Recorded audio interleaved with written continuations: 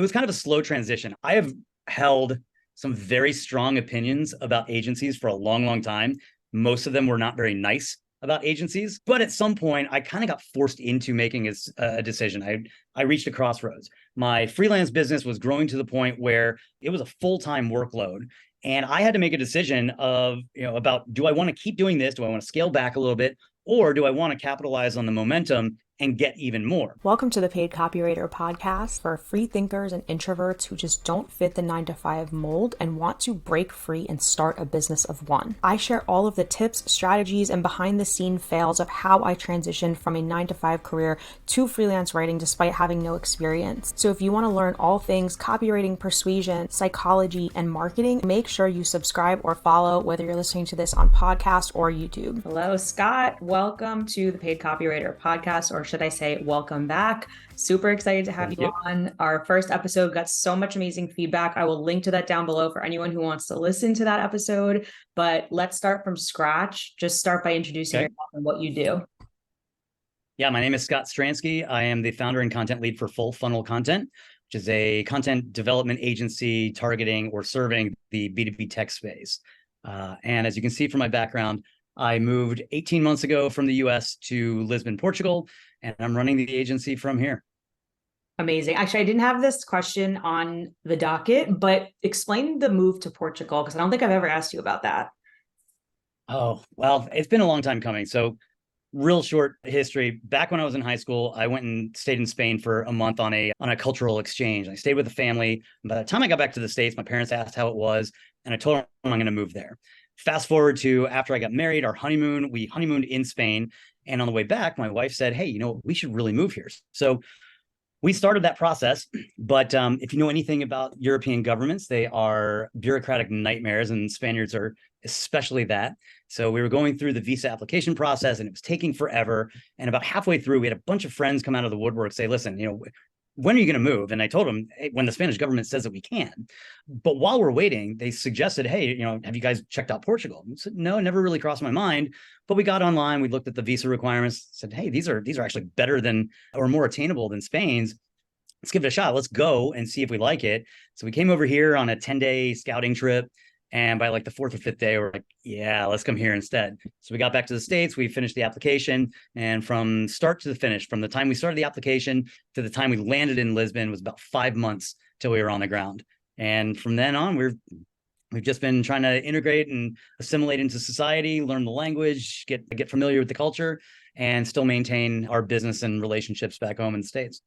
How is it working remotely? Because I know there's a lot of people listening right now who are going to want to become a freelancer for a specific reason to work remotely. Yeah. And like, how is it working in other countries? Is there any differences or? Yes and no. So I've been doing this a long time. I've been a remote worker since 2012. So long before, COVID, long before everybody kind of moved to remote or was forced to move to remote. And one of the things that I loved about it the most was being able to work from anywhere. So we would go on vacation to Mexico, Costa Rica, Belize. We came over to Spain. Everywhere we went, I brought my computer with me and I was able to work. Living here is a little bit different in terms of working remotely. It can be a little isolating from the rest of my team. They're still in the States. I'm over here. It's morning for them. Most of the time when we're having a meeting, it's late afternoon for me, almost dinner time. So I've had to shift my work day, which, for somebody like me, I'm a night owl. It actually works in my favor, but that's probably not the case for everyone. So I think that's the biggest adjustment, is kind of flip-flopping my day. Because when I was in the States, I would get up and I would work, 8, 8:30, 9, whatever the time was, till 4, 4:30 or 5. And then I would go to the gym, and then I would come home, make dinner, and have the rest of my evening. And over here, it's the opposite. I wake up kind of whenever I want. We have breakfast, we run our errands, we go to the gym, but then it's time to come home, and I start my work day at like 2:30 or 3 o'clock. Some days I'll work till 7:30, 7 or 7:30. Some days I'll work till 10 or 11. So it can be a little challenging being so far removed from everyone. There are some challenges with the overlap or the lack of overlap in time zones with regard to communication around projects. So that gets a little frustrating. I do find myself on my phone, checking my email or Slack much later than I really should be. And it's something I'm working on getting better at not doing. That makes sense. It's going to take some adjustment. And, you've been there for like a little bit over a year. So that makes sense. Tell me about, so speaking of your team, tell me about the work that Mhm. you explain full funnel content. Okay. So we, as I noted, we're a content development agency serving B2B tech, primarily mid and large enterprise technology companies. Our work has actually evolved considerably over the past year, where we're trying to get away from sort of this ad hoc, on-demand, fulfillment house type of content. And so now what we've done is we took a step back and we looked at how the modern enterprise marketing department is organized, how it's segmented by function. And we've started creating, it's a work in progress, but we're almost done, for each of those functions. I'm talking about demand gen and growth, SEO, ABM, partner marketing, product marketing, customer advocacy marketing, all of those different teams that live in an enterprise marketing department. We've begun building 3 different tiers of services for each one of them, with the top tier being either a subscription or some sort of managed service, the middle tier being some predetermined content packages, kind of mix and match packages, but predetermined content packages that they can just buy on their own, on demand. And then the lowest part, that lowest tier, is still the ad hoc kind of a la carte content development. So we work a lot. We work across the marketing organization. I just had a post on LinkedIn about the funnel, top, middle, and bottom funnel, but our work does span the entire funnel as well, hence the name of the business. But broadly, we just exist to support under-resourced marketing leaders at the enterprise tech level. Okay. Yeah. And for anyone who's not in the B2B world, or at least they're not in it yet, I would say B2B has a distinct marketing department structure versus a direct to consumer or B2C marketing department. Would you agree? 100%. Usually in a B2C organization, you'll have a single decision maker sitting over top of a marketing team.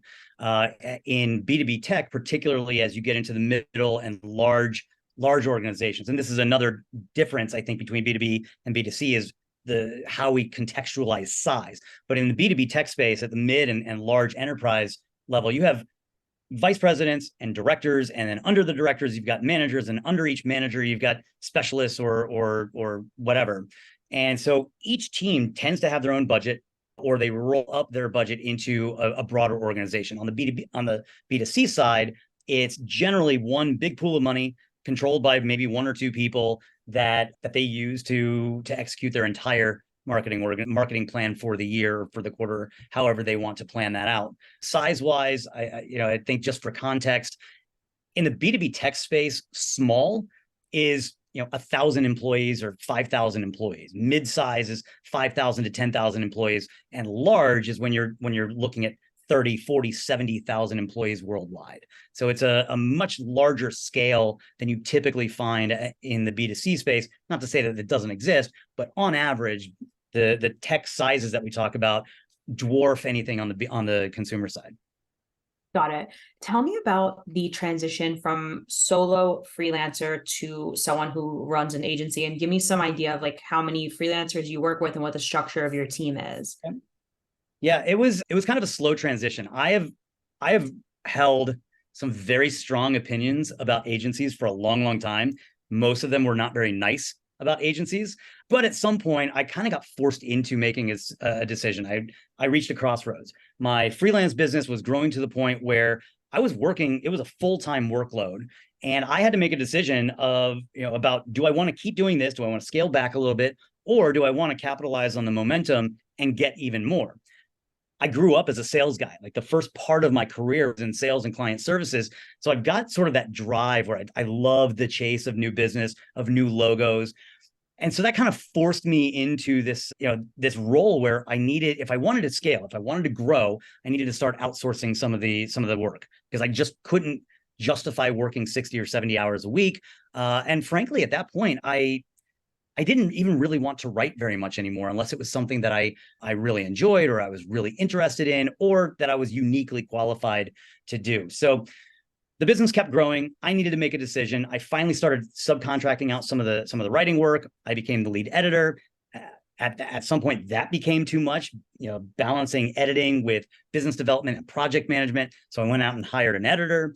And at that point, if the writing is being handled by somebody else and the editing is being handled by somebody else, and I'm simply running the business, then guess what? I'm an agency. So even though I resisted this idea of being an agency, I went out of my way to find any way to call myself anything other than an agency. I finally had to relent. And at the end of 2019, I leaned fully into it and said, you know what? We are an agency now, and I'm going to embrace it. I'm going to do the things. I'm going to build an agency the way that I think it should be built and the way that I think it should be run, so that I'm not lumped in with the agencies that I didn't hold in particularly high regard, having worked with them in the past. So today, I run our sales and marketing efforts, our growth efforts, our vision type stuff. I'm the one putting the vision in place for what the plan is going to be for the agency moving forward. I hired a head of content operations who basically runs the day-to-day operations of the agency. She came from, she was a marketing director at a tech company for a number of years. She, was a director of operations or director of content at another agency for a while, and has been a consultant on her own periodically. So she's perfectly well qualified to handle the rigors of an agency day to day. We've got a project manager who keeps everyone on time and on task, one full-time writer right now, and then a bench of, let's call it 7 or 8 freelancers that we use pretty regularly. And that bench used to be much larger, but we've made a strategic or a concerted effort to kind of consolidate it, with the long-term objective of having a very short bench of freelancers, maybe 3 or 4 of them, and bringing more of those operations, more of that writing in-house with full-time or even part-time employees. Okay. I want to ask you about how you go about getting clients for your agency, but I know that based on what you just said, everyone's going to be dying to know, what do you look for in a freelance writer? Well, I have a lot of questions. Where do I go with this? First, I've got a lot of answers. So okay, let me ask you first. I'm going to ask you 3 questions. I'm going to ask you what your bad conversations of agencies were, because I want to know kind of like what you didn't like that made you want to do something different. Then I want to ask you what you look for in a freelancer, because I know everyone listening is going to say, well, this is a guy who hires writers. What is his opinion on how to be a good candidate? So first, tell me why you wanted to build a different type of agency. Yeah, so based on my experience, and I recognize that not everybody had these experiences or had these opinions, but based on my experiences working with and for agencies in the past, I always found that they were very bloated. There were so many people involved in even the simplest project that always added more time. So the delivery was slow, more cost, more complexity than I ever thought was necessary. And I really didn't appreciate that. I didn't like that. From the client perspective, I didn't think they were getting the value for the money that they were paying for the type of work that they were getting. The work was generally lower quality, much slower than what I thought was reasonable, and much more expensive than what I thought was reasonable. And generally speaking, it kind of ran counter to everything that I believed, as far as like a client service person, it ran counter to everything I believe the customer should experience when working with a vendor. So when I built this agency, and long-term, this is the common thread that runs through our team, is we always ask ourselves, is this what's best for the customer? Is this what's best for the client? Yeah, we need to make money. We need to make our margins on whatever projects that we need to make. But are we charging a fair amount, a fair market price? It doesn't have to be the lowest. It certainly doesn't need to be the highest. It does need to be representative of a fair value, both for the client and for the business. I want to empower our team to be more autonomous. I don't think you need 5 people involved in creating an email campaign, which was my experience with one of the agencies. I think you're totally fine having 1 or 2 people taking the lead on that, particularly if they know what they're doing and if they have or they understand what the client is expecting. They understand who the client is, what they're looking for, and what's going to make them successful. They're fully empowered to do what is in the best interest of the client, understanding what the parameters are that we set internally for what we expect, the service to the business to be. Yeah, and I was going to say, because I haven't had the best experience working for agencies, and I think it's pretty specific to B2B for some reason. I think it's just like agency culture, and the writer sometimes can get like the shit end of the stick, excuse my language, because I know for one of the things that really shocked me when I was doing agency projects was like I would have an account executive tearing apart my work and commenting on my work. And I'm like, wait, what? You're a salesperson. Like, why are you involved in this process? And I didn't realize that it's like, oh, well, they sold the client. There's just so many different points of contact in that relationship. It gets very muddled. Far too many, which is why we've consolidated that. So the head of content operations and me right now, because we're small, and eventually down the road when we grow large enough, we'll probably add another layer of client contact.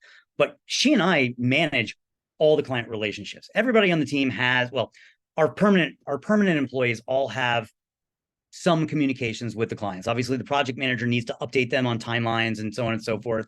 The writer will sit in on interviews or conduct them herself. But by and large, our head of content ops and me, we're the ones who are, communicating with the client on a daily basis or on a regular basis, including soliciting feedback on the work, working through that feedback and making sure that they're getting what they need to get. There's no reason, I think, and I think you hit it on the nail on the head. There's no reason for an account executive, for an account manager to start chiming in on the creative work. So I think that's definitely one of the multitude of issues that a lot of agencies have is, frankly, there are just too many damn cooks in the kitchen at all times. And it muddles the vision or the path of what's expected by the client. It muddles, the vision or the path for how the team actually does the work. It just makes everything more complex and more confusing than it actually needs to be. So we wanted to centralize that communication through one or two people. Even when we grow to 20, 25 people, it'll still be one or two people doing the majority of that communication. Yeah, so the other side of this, though, looking at it from the freelancer perspective, working with an agency, one of the things that I think is really important for freelancers to understand about working with agencies is that you are not very likely to get the full rate that you're expecting. Right? You're probably not going to get your full hourly or your full project rate. And there's reason for that. It's because you're also not doing the majority of the work. Your job as a writer is to write, is to produce what is given to you. So if you think about what goes into getting a project or assigning a project to a freelancer, somebody has to sell it. Somebody has to create the SOW or the contract and deal with legal and procurement. Somebody has to set up the SME interview or the kickoff call and manage all of that. Somebody has to do the outline and the content brief. Somebody has to manage the workflow or the flow of that project and edit it and make sure that the client's happy with it. So all of those things don't typically happen with the freelance writer. So your job is as the writer. So you're probably, if you want that kind of relationship with an agency versus going for a direct client, you're probably going to have to be willing to give up some of your own margin so that the agency can make their margin. Absolutely. And I always list that as in terms of pros and cons of working for an agency, because I get that question a lot. And the thing is, if you really hate hustling for clients and you hate cold outreach and you hate, the uncertainty of that, maybe you should have an agency relationship where you are just simply assigned work, but there are drawbacks, like you said, because someone is doing the that as well. Right. And that's going to cost. So what do you look for in a freelancer? The freelancers listening to this are dying to know, how do I get hired by agencies? What do clients in general look for so that I can position myself competitively? It's a great question because the answer has evolved over time. Because of the types of clients that we work with, I did, and I still do to some extent, look for domain expertise. Not necessarily experience, but domain expertise. We work with, let's say for cybersecurity, for example, it's not enough to understand just kind of the general concepts that go along with cybersecurity. We're looking for specific expertise or experience or insight and familiarity with things like IAM and PAM, or intrusion, or zero trust architecture, like really common, high profile and very popular themes in the market now. A lot of that can only be gained either from direct experience working that way or from previous experience in a different field. So some of the writers that we've worked with now or in the past, they were software developers, because we work with some teams with organizations, their primary business is DevOps or DevSecOps. So we need to understand, so developer operations. So we need to understand as a writing team, what goes into the software development lifecycle. Like, it's not something you can necessarily just Google and understand and just kind of regurgitate. You really need to understand the experience, why it matters to the business, why it matters to the market, and be able to dive a little bit deeper into each of those into any topic or any subject. So what I really look for on top of just base level experience and a solid portfolio, or at least just some good examples, relevant examples of your work, relevant to me, I should say. Good portfolio, relevant samples, relevant experience. But really what I'm looking for is the ability to conceptualize very complex ecosystems in very simple terms, right? You don't need to necessarily understand how all technology works, but I do expect that you will understand how the technology fits together, and most importantly, why it's important to the company or to our client. How do they talk about it? What does it mean to their business to be able to do this, that, or the other thing? What is the purpose or the point or the value of a particular type of technology? Really understanding the landscape and how things fit together and translating that into the business value is, I think, the most important skill that a freelancer can have, at least in the B2B tech space. And more broadly, whether you're in B2B tech or just regular B2B services or even business to consumer, being able to understand why other people care about something and writing to those motivations is the single most important skill that you can have. And you need to be able to tie it directly from here to there. You need to be able to connect the dots, and you need to show me that you know how to connect the dots between here's what the product is and does and what it means to you as the user or as the consumer and why you should care about it. Yeah, I would say that's the most underrated skill set, is understanding why you are writing what you're writing versus just trying to put words on the page. And I think that's why a lot of writers do get stuck taking constant courses about copywriting techniques and how to write and maybe sentence structure and flow. And of course, that stuff is important. But if you don't have an understanding of why it matters to that business owner, the content or copy or whatever isn't as effective. And I think a lot of clients would rather fix a few structural issues in the sentences versus looking at a piece and saying, oh my gosh, they missed the point with why we're writing this to begin with. Yeah, exactly. And, it's, I think collectively as marketers, we need to get out of this mindset that more is better, right? More content is not necessarily better. Better content is better. And the only way that better content occurs is if you put yourself in the buyer's shoes, if you put yourself in your client's shoes, and you can understand the why, as Simon Sinek would say. Start with the why. Why are we doing this? What problem are we trying to solve? What answer are we trying to deliver? And most importantly, why should anybody care about this?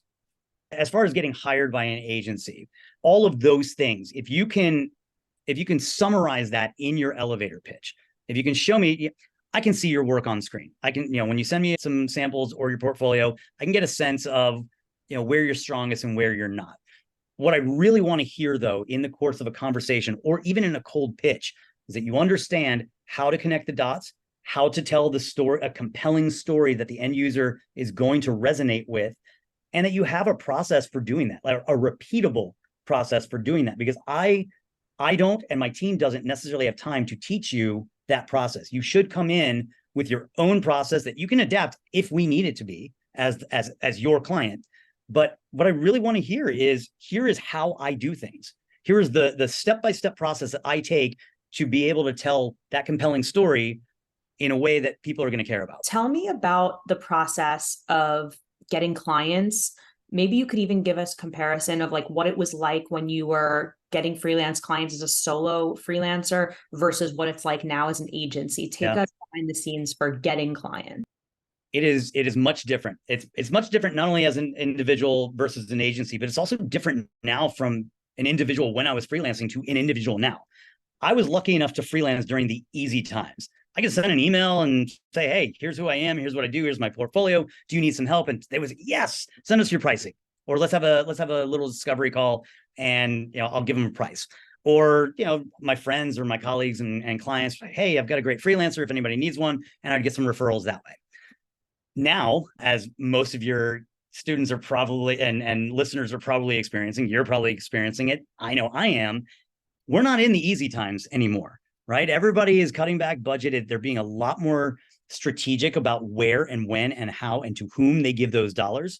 So it's a lot different now than just sending out a couple of emails and hope and getting and landing some business. That said, at an individual level, the biggest difference was that I was selling just myself. I was selling my experience, my approach, my philosophies, my skills, and whatnot. And if those aligned with what the client was looking for, great, we had a deal. I got some work out of it. Now, as an agency, I have a multitude of skills that other people's skills that I need to learn how to sell, that I know how to sell. And it's not just selling the skills and the capabilities that we have as a team now, but it's also showing and selling and demonstrating the vision for where we're going to go, the skills and the features and capabilities and services that we're going to have in the future.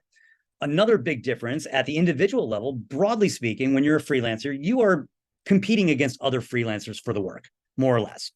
As an agency owner, as a small agency owner, I'm competing not only with freelancers who are almost always going to be cheaper than we are, but I'm also competing with larger agencies who, yeah, they're more expensive, but they also have, more time in market, more experience, broader services, maybe slicker collateral and a better website, all of those things. So we're now competing with two different markets two different sets of competitors versus just competing with other freelancers, which is a huge monumental task because it's forced me to change the way I go about finding and developing business. So as a freelancer, and if anybody wants to refer back to our first conversation, I had this entire process just absolutely locked in. It was almost perfect, using jobs boards to identify potential opportunities, using LinkedIn and an email scraper to find to find and contact the likeliest hiring manager, and skipping the line and just going straight to the decision maker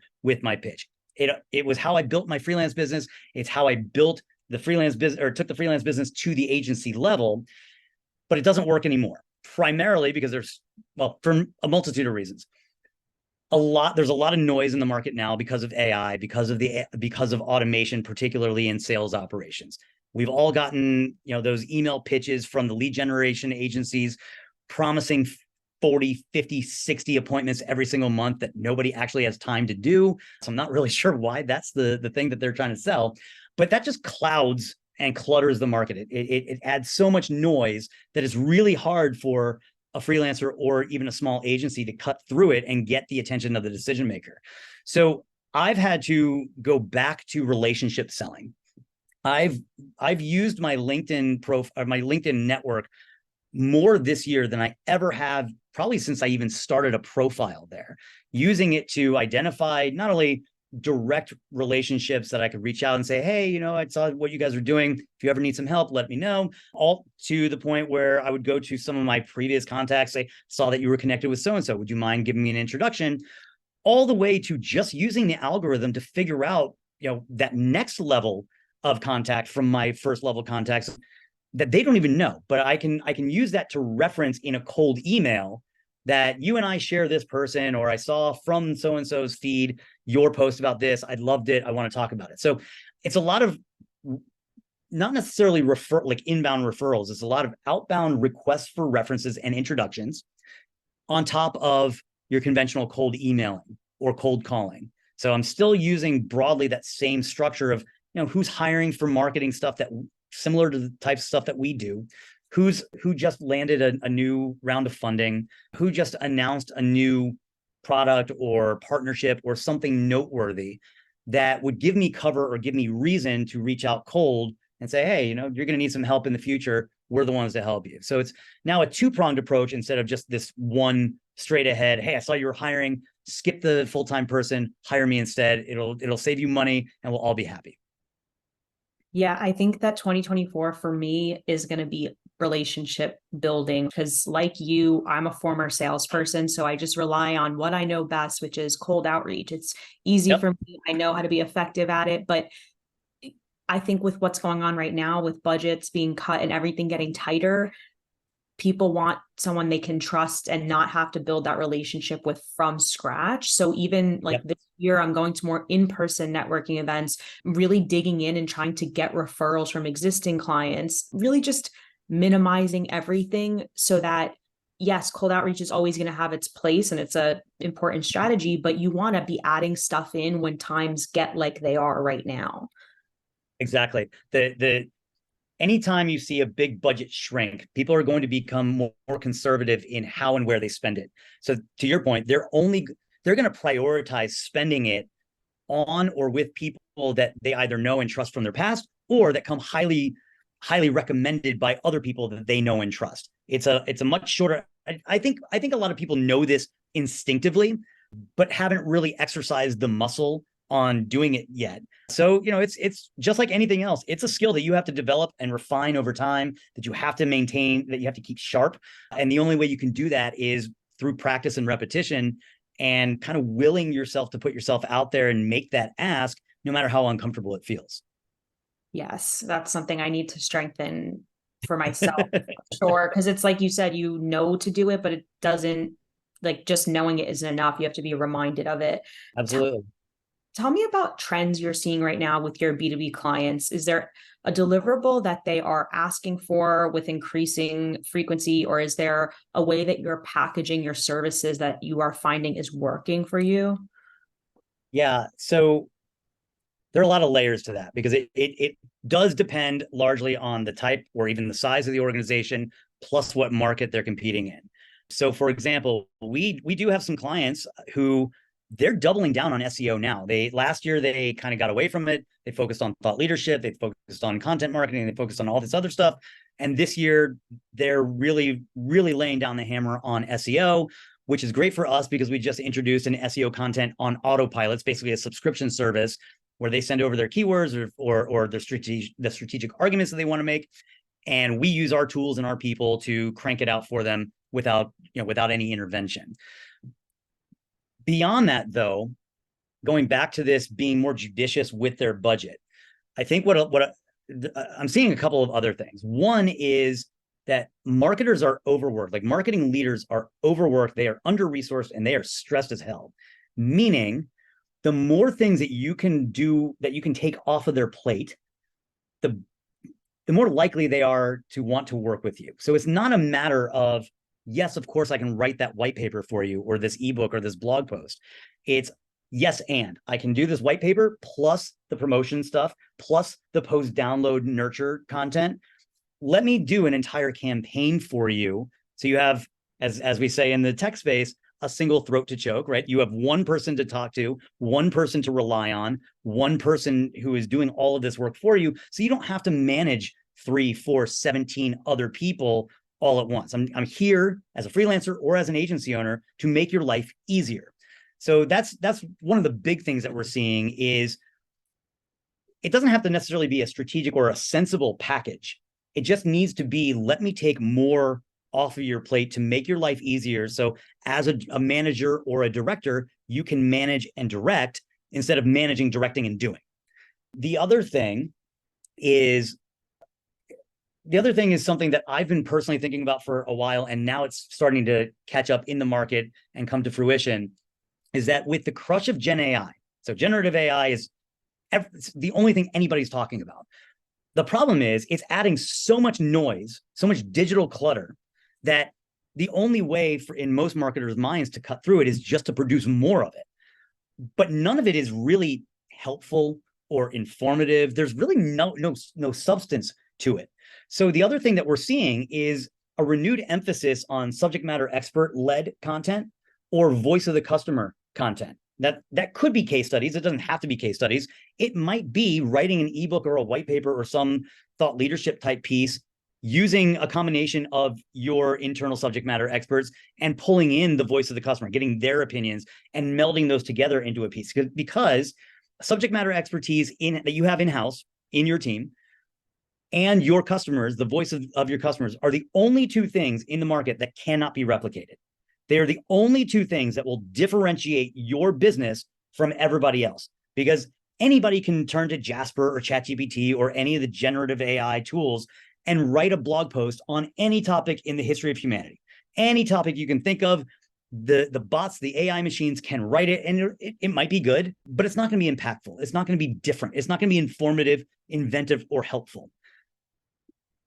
Using your human ingenuity and tapping into the experience of your internal team and to the experiences of your customers are the only things that will resonate in the market as being different.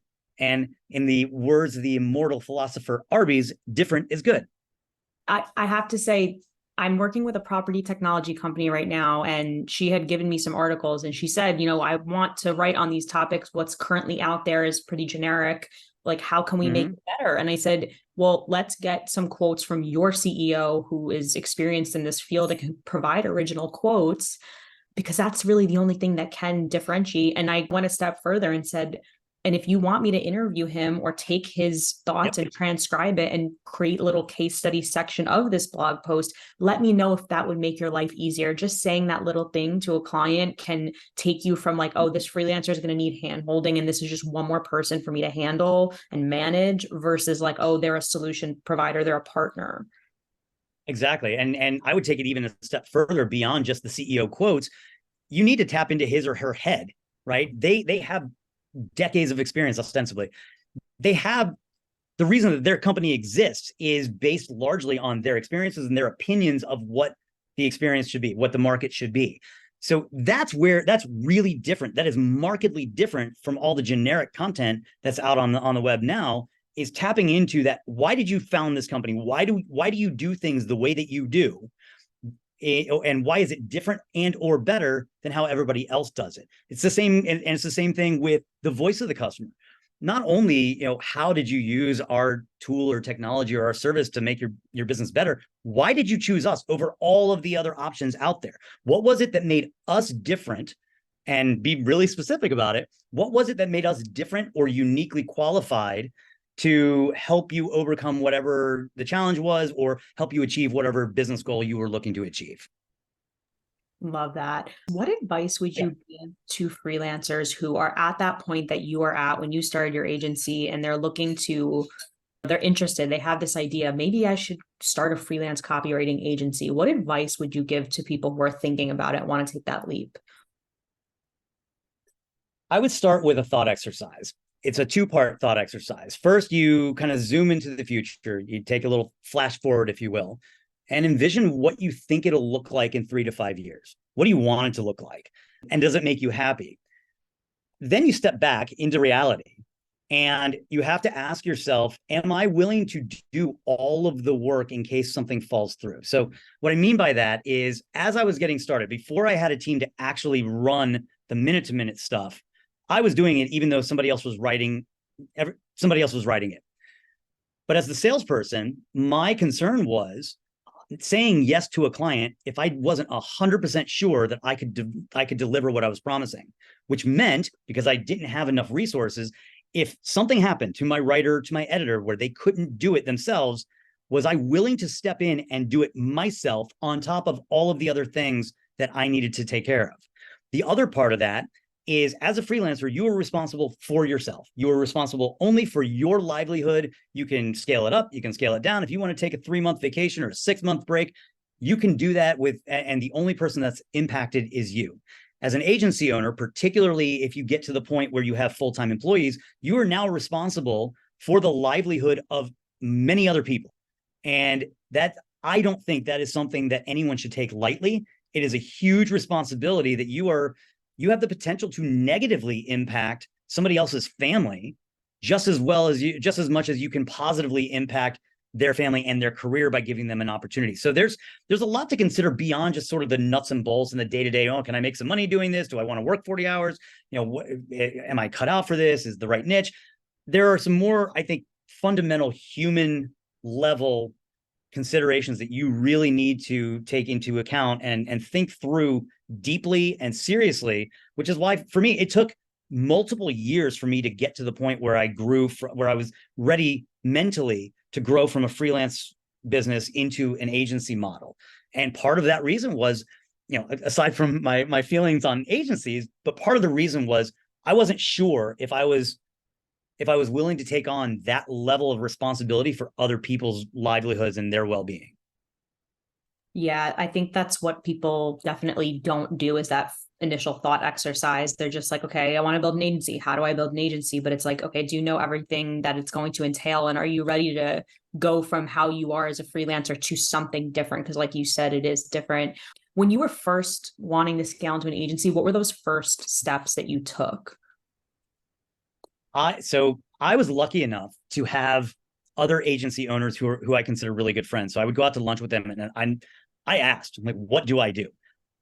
Granted, not everybody has that luxury, which I guess is the point of you asking me. If you're a content agency, or if you're a content freelancer and you want to grow into an agency, I think the first person that you need to hire is an editor. You can write it yourself. You can write yourself. You can outsource the writing. It's really difficult to be an editor and a business owner, because I promise you, you are going to be the ultimate and terrible perfectionist. Nothing, you are going to over edit everything. It is really hard to separate yourself from the work that you sold. And this is where what you were talking about with the account executives selling the client work, it's in their mind, it's their reputation and their name on the line. So it makes sense why they want to be involved. As the agency owner, you're going to have exactly that same mentality. This is my relationship with the client. I'm the one that sold this. I'm the one that made promises. And that means that anything that goes out the door to this client has to be 100% perfect. So if I'm editing it and I want it to be 100% perfect, there's a better than good chance that I'm going to end up rewriting all of it myself, which kind of defeats the purpose of outsourcing it in the first place, of having a freelancer write it in the first place. So you end up wasting a lot of time, and more importantly, wasting money, because you obviously could have done the work. So I would start by hiring an editor. Once you have a large enough volume of work, go and find a project coordinator or project manager to manage the flow, the back and forth flow of each piece. They're going to work in concert with the editor to keep everything on task and on track, while you get to focus on client management, finding new clients, and creating the vision and the next steps in the development of your agency. Yeah. And I would say for anyone who just wants to dip their toe in the outsourcing of freelance work, I just started doing that in 2023. And what I did was I had a client that I just was probably going to stop working with because I wasn't super interested in the work. And I said, okay, instead of letting them go like I normally would, let me try to outsource this and see how this feels. Because then you have that detachment that you were mentioning before, where you're not as nitpicky about the work because you've taken a step back mentally already. See how that feels. See how you feel outsourcing to another person. Is it stressful to you, whether they get it back to you on time? Are you sitting there on the edge of your seat, or does it feel like do you like outsourcing to a writer and managing them? That could give you, I think that's a way to dip your toe in the water without taking the ultimate leap into agency life. I think that's a really good bit of advice, is to find something that you either don't care about personally, that you're not excited by, or, pick a client whose work you could actually live without. If they said tomorrow we're not working together, you're not going to cry about it. It's the ideal place to test out how much leeway you actually need to give the writer. How at one point, I know that we were up against our time, I forced myself into doing that with one of my trusted writers. She's one of my good friends. She's a very experienced, she's a fantastic writer, but I had to get over myself and my need for perfection. So I started playing a game with her work and a particular client, where I just wanted to see what would happen if I continuously edited less and less and less and started sending it over to the client, to the point where the last piece would be zero touch. I would look at it just for typos or spelling errors and send it off directly just to see what they came back with. So it gave me a really good idea of how heavily I needed to edit these different pieces, because I started out, editing the way I always did, very heavy-handed, rewriting entire paragraphs or sentences and whatnot. And then the last one that I sent over, I didn't even touch it. And they came back and the client said, hey, this is great. This is approved and ready to go. And that to me was a real turning point mentally for me as an agency owner, as a nascent agency owner, that, hey, I actually hired the right writer. I should trust them to do the work that I've asked them to do. And I can confidently throw it over to the fence to the client. There is one last point. It's kind of relevant to that. I asked a friend of mine who is a former client who also used to own an agency before he went corporate. And the best piece of advice he ever gave me, and this is going to sound completely off the wall as a content writer, your clients care less about quality than you do, to the point that you think they're joking and they're not. So think about how much of a perfectionist you are, and you can probably dial it back by 10, 15, 25%, and you will still be okay on the quality front. Wow, that's powerful. That is really powerful. It was life-changing. Yeah, because we're like our own worst critics and we just sometimes create more work for ourselves than need be. 100%. Absolutely. Are you doing any mentorship work with writers right now? Or are you fully focused on the agency? I know there's going to be people listening to this who want to reach out to you, so I'm just curious. Right now, no, but not because I've opted against it. I've been singularly focused on building the agency, and I've been traveling a lot for conferences and for personal reasons. If anybody does want some mentorship, it's something I'm always interested in pursuing. I could talk about this stuff all day, as you can see, and I really like imparting the lessons that I've learned, over all the mistakes that I've made, to help somebody else not make those same mistakes, or at least go into it with eyes wide open. So yeah, if anybody is looking for a mentor, they're looking for advice and some guidance, I'm more than happy to contribute to that. Yeah, I think I mean, I know you have so much on your plate, but I could see people pursuing you for one-to-one coaching packages because you just do have that wealth of knowledge and you are the rare writer who is a good speaker as well and who's a good communicator and has the interpersonal skills. So, but I know you have a ton on your plate already. So I mean, I can make time. amazing. How can people find you? Yeah, you can find me. You can reach me at Scott at Funnel Content, FUNNEL content.com, or find me on LinkedIn. I'm very active on LinkedIn, posting all sorts of stuff, some that you will agree with, some that you probably won't, and that's okay. I'm happy to connect with anybody. So just shoot me a message and let me know where you found me. So go to paidcopywriter.com, register for the free 5-day challenge. It's called the Freelance Fast Track Challenge. I'm going to be going live for 5 days. I'm going to send you a lesson in the morning. You're going to implement it, and then you're going to get to ask me clarification questions, follow up, ensure that you're getting the support you need. You're going to be put in a community of like-minded freelancers who can also give you feedback. Everybody was so kind and respectful the last challenge, which was so, so cool. I was loving the community, and it was actually sad when I had to shut it down and close it out. So everybody needs to get in there and make the most of it while that pop-up community is open, and connect with who you need to connect with. The Freelance Fast Track Challenge is starting on January 15th. I am going to be teaching you every day for 5 days. I'm going to be going live with you for Q&A sessions, so you get to ask your questions and get that individual guidance. Even if you have already kind of dabbled in freelancing, but you're just not putting those pieces together of how you make this a sustainable income, this challenge is going to give you a path. You need a plan. In every goal that you're setting, you need a plan of action, because consistency is everything in this game. So go to paidcopywriter.com, register for the free 5-day challenge.